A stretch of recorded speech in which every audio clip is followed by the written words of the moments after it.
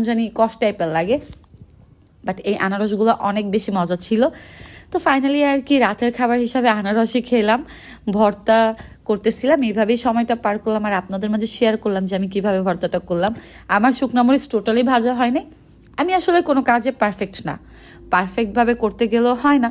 তো যাই হোক, আমার আনারস ভর্তাটা অনেক মজা হয়েছিল। এইভাবে আনারস ভর্তা কে কে খান অবশ্যই কমেন্ট করে জানাবেন। আর এই ছিল আমার ভিডিও আর রাতের খাবার।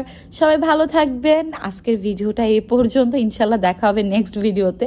আর আমি অনেক মজা করে আনারস ভর্তা করে খাচ্ছিলাম আর ঘড়িতে সময় দেখতেছিলাম। আমার ঘড়ির টাইমটা একদমই ঠিক নাই, ফোনের টাইম দেখি যে 11টা সাড়ে 11টার মতো বাজে। তো আজকের ভিডিওটা এই পর্যন্ত, সবাই ভালো থাকবেন। আর আমার অনেক ঝাল লেগে গেছে, ঝাল লাগলেও আমার কাছে খুব ভালো লাগছে আনারস ভর্তাটা।